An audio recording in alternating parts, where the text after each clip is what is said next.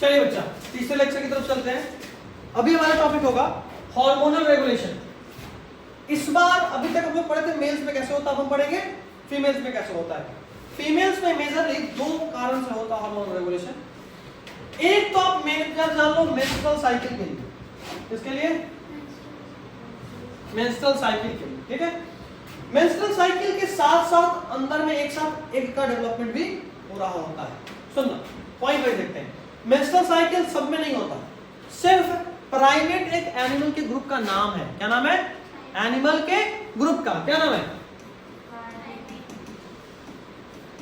तो ये जो प्राइमेट ग्रुप वाले एनिमल है ना, उनकी फीमेल्स में होता है मेंस्ट्रुअल, हर जगह नहीं होता। अच्छा, उसके अलावा थोड़े से मंकीज में भी होता है। बाकी सारे एनिमल में एक अलग तरह का साइकिल होता है, इसका नाम है ईस्ट्रस साइकिल। ठीक है,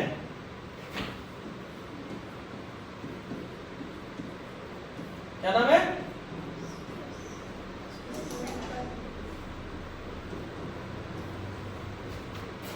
इन तीन के अलावा प्राइमेट फीमेल, अभी बात की ना, प्राइमेट क्या है? एनिमल के ग्रुप का नाम है। उस ग्रुप के एनिमल में फीमेल्स में क्या मिलता है? किसमें किसमें? मंकी, एप और ह्यूमन। मंकी में फीमेल्स में, एप में फीमेल्स में, ह्यूमन में फीमेल्स में। मंकी में भी एक खास बात है, ये सिर्फ और सिर्फ ओल्ड वर्ल्ड मंकी में मिलता है। ओल्ड वर्ल्ड क्या है बताए थे, ये एक एरिया का नाम है, इवोल्यूशन में पढ़े थे, है ना। तो ये ओल्ड वर्ल्ड मंकी में मिलता है। अच्छा, शुरू कब होता है? तो जब शुरू होता है प्यूबर्टी के वक्त, 12-13 साल लड़कियों में, उसको क्या बोलते हैं? मीनार्क। क्या बोलते हैं? मीनार्क। और बंद कब होता है? 45 से 50 के बीच में, उसको क्या बोलते हैं? तो कोई फीमेल सिर्फ मीनार्क से लेके मेनोपॉज तक ही फर्टाइल होती है, उसके बाद वो बच्चे को जन्म नहीं दे सकती। एक मेल प्यूबर्टी के वक्त से शुरू होता है और जीवन के अंत तक उसके बॉडी में स्पर्म बन रहा होता है, ठीक है। तो वो बच्चे को जन्म दे सकता है क्योंकि स्पर्म बन रहा है, ठीक है। अच्छा, फीमेल के केस में ये साइकिल तब तक चलता रहेगा जब तक कि एग फर्टिलाइज नहीं हुआ है। एक बार एग फर्टिलाइज हो गया तो अगले 9 महीने के लिए साइकिल रुक जाएगी। एक्चुअली में ये साइकिल सिर्फ और सिर्फ फर्टिलाइजेशन पे नहीं, और भी कारणों से रुक सकता है। जैसे अगर कोई फीमेल बहुत ज्यादा स्ट्रेस में है तो साइकिल रुक जाएगा। अगर कोई फीमेल अपने बच्चे को अपना दूध पिला रही है, उसके केस में उसके बॉडी में प्रोलैक्टिन एक हार्मोन, इसका लेवल थोड़ा हाई होता है, उस केस में भी ये रुक जाता है और फर्टिलाइजेशन में भी रुक जाता है। उसके अलावा पुअर हेल्थ, अगर बहुत ज्यादा बीमार चल रही है, शरीर में बिल्कुल ताकत नहीं है, तब भी ये रुक जाएगा, ठीक है। तो हर बार पीरियड्स नहीं आने का मतलब प्रेगनेंसी नहीं होता है, और भी कारण से पीरियड्स रुक सकता है, 1-2 मंथ स्किप हो सकता है, कोई दिक्कत? चलिए, अच्छा, लैक ऑफ साइकिल, यानी अगर साइकिल पीरियड्स नहीं आया तो क्या क्या हो सकता है? प्रेगनेंसी हो सकता है, स्ट्रेस हो सकता है, पुअर हेल्थ हो सकता है। यहाँ एक ने लिखा ब्रेस्ट फीडिंग, बच्चा को अगर उसकी माँ अपना दूध पिला रही है, ब्रेस्ट फीडिंग करा रही है बच्चे को, तो उस वक्त भी मेंस्ट्रुअल साइकिल रुका रहता है। वैसे ये चीज परमानेंट नहीं होता कि बहुत लंबे समय तक नहीं होता, मतलब मैक्स टू मैक्स 6 महीना काम होगा। बच्चे के जन्म के बाद मैक्सिमम अगले 6 महीने तक क्या होगा? पीरियड्स नहीं आएंगे, मैक्सिमम। अब कोई फीमेल मान लो बच्चे को 1 साल तक दूध पिला रही, 2 साल तक दूध पिला रही, तो नहीं 2 साल तक रुका रहेगा, मैक्सिमम 6 महीने तक। अगले 3-4 महीने तो पक्का रुक जाता है, ठीक है। चलिए, कितने समय का होता है ये पीरियड्स, मतलब साइकिल? 28 या 29 दिन। अच्छा, मेंस्ट्रुअल हाइजीन क्या है भाई? तो पीरियड्स के वक्त किस तरीके से अपने आप को साफ सुथरा रखना चाहिए, क्योंकि उस वक्त इन्फेक्शन का चांस बहुत ज्यादा होता है। कारण आपके बॉडी से ब्लड निकल रहा है, खून में बहुत ताकत होता है ना। तो हर बैक्टीरिया को वो एक अच्छा खाना की तरह सर्व करता है, समझ लो बैक्टीरिया के लिए पार्टी है, वो पार्टी चल रहा है। तो भाई बैक्टीरिया अगर वहां गलती से भी आ गया तो उसके पास इतना फूड है कि वो खाएगा और इतना तेजी में मल्टीप्लाई करेगा कि इन्फेक्शन कर देगा। तो उस वक्त खुद को साफ सुथरा करते रहना बहुत ज्यादा जरूरी है। उस वक्त क्या क्या करना चाहिए? आई गेस आपको 1 मिनट मिल रहा है, एक बार पढ़ लीजिए, कोई नया चीज तो नहीं, कोई रॉकेट साइंस तो है नहीं। डन है?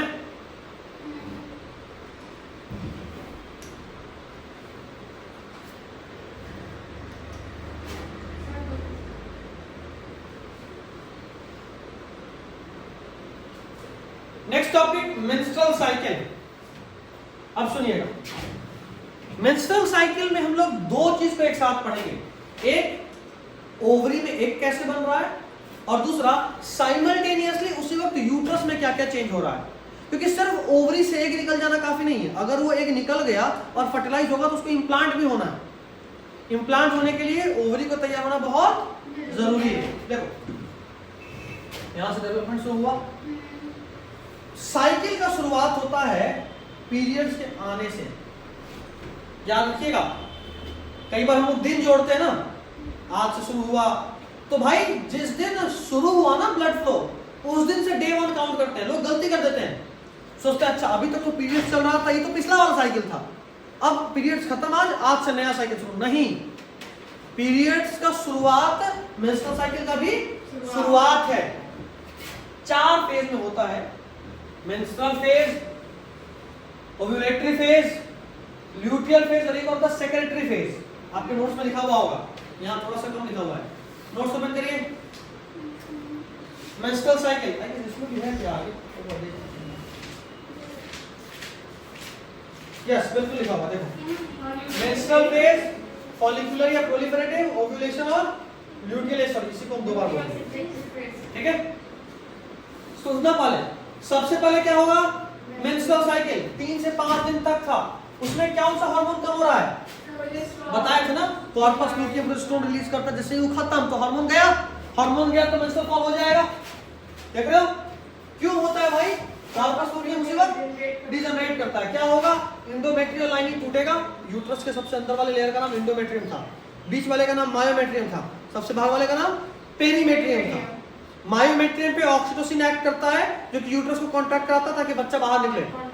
साइक्लिक या मंथली चेंजेस सबसे अंदर वाले लेयर यानी एंडोमेट्रियम पे होता है।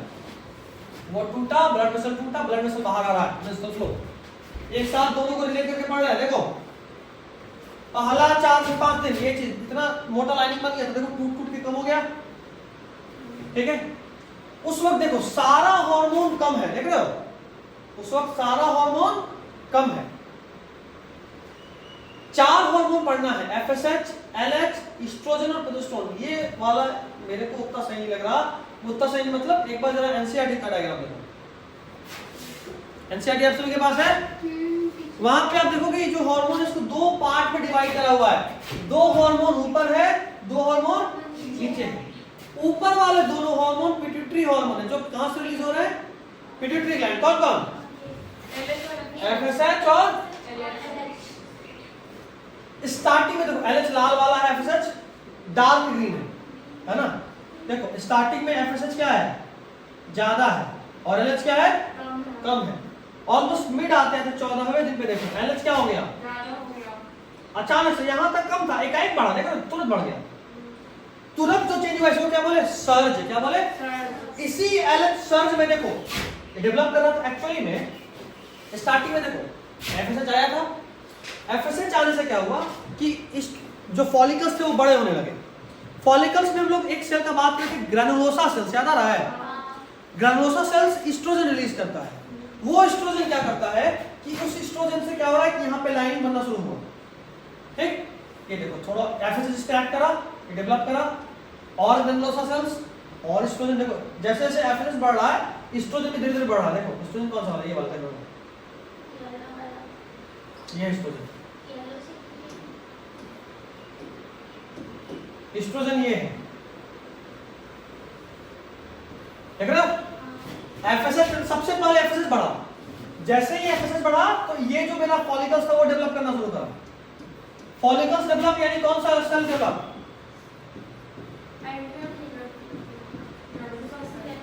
कौन सा सेल डेवलप? Granulosa cells. ये रिलीज करता है क्या? तो जैसे जैसे मेरा एफएसएच बढ़ रहा है वैसे वैसे ये बड़ा होने लगा, ये बड़ा होने लगा, यानी क्या बढ़ने लगा? Granulosa cells. उससे कौन सा हार्मोन आया? एस्ट्रोजन। और एस्ट्रोजन क्या करता है कि जो मेरा यूट्राइन वॉल है ना, इसको क्या कर देता है? बढ़ा देता है। ये पहले कम हो गया था, पीरियड आया, सारा टूट के निकल गया, इतना बचा है। जैसे जैसे मेरा एस्ट्रोजन बढ़ा तो ये भी बढ़ रहा है। देख रहे हो? देखो एक बार एस्ट्रोजन बढ़ा तो मैक्सिमम आ गया, फिर एस्ट्रोजन कम हो गया, फिर एस्ट्रोजन बढ़ा तो देखो फिर बड़ा हो गया। देख रहे हो? अभी देखो, सबसे पहले एफएसएच आया कहां से? पिट्यूटरी से। कहां से आया? और एलएच भी आया पिट्यूटरी से। एफएसएच एकदम स्टार्टिंग से आया। जैसे जैसे एफएसएच बढ़ रहा है वैसे वैसे ये जो फॉलिकल्स थे वो भी बड़े हो रहे हैं। फॉलिकल्स बड़े हो रहे हैं तो ग्रैनुलोसा सेल्स बढ़ रहा है। ग्रैनुलोसा सेल्स बढ़ रहा है तो क्या बढ़ रहा है? कौन हार्मोन? एस्ट्रोजन। एस्ट्रोजन बढ़ रहा है तो क्या हो रहा है? इंडोमेट्रियल लाइनिंग थिक हो रहा है। ठीक, 14वें दिन आते आते अचानक से एलएच बढ़ा और ये टूट गया। ये टूटा तो क्या रिलीज हुआ यहाँ पे? एक किस स्टेज में? Secondary oocyte। कौन सा स्टेज? Secondary oocyte। ठीक है, सेकेंडरी oocyte में रिलीज हो गया। अब देखो एलएच फिर से कम। अब क्या है कि अब ये जो था ये कॉर्पस लूटियम में कन्वर्ट होगा। देख लो क्या बन गया? ये कॉर्पस लूटियम। क्या बन गया? Corpus luteum. कॉर्पस लूटियम क्या रिलीज करा? मेजरली कॉर्पस लूटियम क्या रिलीज करता था? प्रोजेस्टेरोन। देखो प्रोजेस्टेरोन तुरंत से बढ़ गया, यहां तक कम था, ये हुआ, देखो प्रोजेस्टेरोन बढ़ने लगा, बढ़ गया। जब तक प्रोजेस्टेरोन बढ़ा हुआ था ये वाला चीज मेंटेन था, टूट नहीं पा रहा था। अच्छा, ये कॉर्पस लूटियम देखो, एस्ट्रोजन तो यहीं तक आया था। एस्ट्रोजन देख रहे हो, यहां से बढ़ा, फिर से क्लियर कर रहा है, क्लियर कर रहा है। देखना, एस्ट्रोजन यहां तक आया था, आया आया आया आया, फिर तो कम हो गया, क्योंकि अब जो मेरा यहाँ ग्रैनुलोसा सेल्स था वो तो टूट चुका है, और जो ग्रैनुलोसा सेल्स यहाँ बचा था वो तो कन्वर्ट हो गया कॉर्पस लूटियम में। तो अब तो ग्रैनुलोसा सेल्स है ही नहीं, तो खत्म। उसके बाद ये क्या बन गया? Corpus luteum. कॉर्पस लूटियम क्या करा? प्रोजेस्टेरोन रिलीज करा, बढ़ गया प्रोजेस्टेरोन, ये मेंटेन है। साथ में कॉर्पस लूटियम थोड़ा सा एस्ट्रोजन तो रिलीज किया था। देखो एस्ट्रोजन फिर से बढ़ने लगा धीरे धीरे, एस्ट्रोजन बढ़ा था, ये और बड़ा हो गया। देखो 14 दिन के बाद जब ये डिजनरेट करा, ये खत्म, ये हार्मोन एकदम जीरो आ गया। फिर से दिखा रहा हूं, ये खत्म, ये हार्मोन प्रोजेस्टेरोन एकदम डाउन। देखो सबसे कम के प्रोजेस्टेरोन है, देखो सबसे कम प्रोजेस्टेरोन है। प्रोजेस्टेरोन सबसे कम, यानी अब तो उसको कोई मेंटेन करेगा ही नहीं, तो टूट गया तुरंत से। यही तो है टेस्टोसाइट। अब बस एक बार पढ़ लीजिए, रास्ते छोड़ दीजिए, रीड करिएगा। अच्छा हाँ, अगर फर्टिलाइजेशन हो जाए ना, अगर यहाँ पे जो एक रिलीज हुआ ये फर्टिलाइज हो जाए तो ये पूरे 9 महीने तक मेंटेन रहता है। तब ये पूरे 9 महीने तक मेंटेन रहता है, यानी 9 महीने के बीच में ये टूट नहीं पाएगा। नहीं टूटेगा तो क्या पीरियड्स आएगा? क्या? एफएसएच के फीडबैक से पढ़िए, आपको सब कुछ बताया जा चुका है। 4 फेज। सबसे पहला फेज मेंस्ट्रुअल फेज, जहां पीरियड्स आता है। दूसरा फेज जिसको बोलते हैं फॉलिकुलर या प्रोलिफेरेटिव, देखो ये वाला फेज है, ये था जब पीरियड्स आया ये फेज। ये दूसरा फेज है जब ये फॉलिकल बड़े हो रहे हैं, देख रहे हो, प्राइमरी से सेकेंडरी, सेकेंडरी से टर्शियरी बड़े हो रहे हैं ना, इनका बड़ा होना दूसरा फेज है, इनका बड़ा होना दूसरा फेज है। इसमें देखो एफएसएच बढ़ रहा है, एलएच बढ़ रहा है, फॉलिकल से एस्ट्रोजन रिलीज हो रहा है, देख रहे हो। क्यों एस्ट्रोजन रिलीज हुआ? क्योंकि ग्रैनुलोसा सेल्स बढ़ रहा है। तीसरा फेज, अच्छा, ग्रैनुलोसा सेल्स के बढ़ने से ग्राफिन फॉलिकल भी बना और एंडोमेट्रियम भी बन रहा है, देख रहे हो। उसके बाद देखो तीसरा फेज, जब ओव्यूलेशन हुआ 14वें दिन, मिडिल ऑफ द साइकिल, उस वक्त एफएसएच और एलएच दोनों अपने पीक पे है। एलएच अचानक से बढ़ा, इसलिए क्या बोले? क्या हुआ? ग्राफिन फॉलिकल टूटा, एक रिलीज हुआ। चौथा फेज, आखिरी फेज, उसके बन जाने के बाद इसको बोलते हैं ल्यूटियर या सेक्रेटरी, जो कि 14 दिन का फिक्स होता है।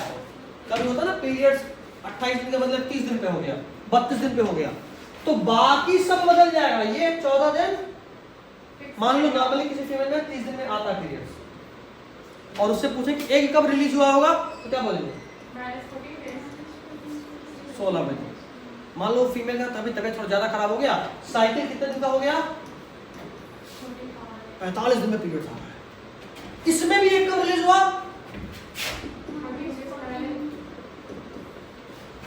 मतलब बाकी सब बदल जाएगा। जाहिर सा बात है, दिन अधिक लगा तो कोई तो लंबा चल गया होगा, तो ये सब लंबा चल जाएगा, लेकिन ये क्या है 14 दिन का फिक्स। उसमें प्रोजेस्टेरोन और एस्ट्रोजन रिलीज होता है, कौन करता है? Corpus luteum. उससे सब कुछ मेंटेन्ड है, एंडोमेट्रियम इज मेंटेन्ड। ओवम अगर अनफर्टिलाइज्ड रहा तो एंडोमेट्रियम एक समय के बाद टूटेगा और उससे नया साइकिल का शुरुआत हो जाएगा। यहाँ तक में किसी को दिक्कत बताइए। ये इंपॉर्टेंट कंसेप्ट है, ये इंपॉर्टेंट कंसेप्ट है, ठीक है। डाउट तो बताइए किसी को। अगले क्लास में अपन ये पढ़ के अगले में खत्म कर देंगे, कोई दिक्कत तो नहीं यहाँ पे। चलिए, दिस इज डन।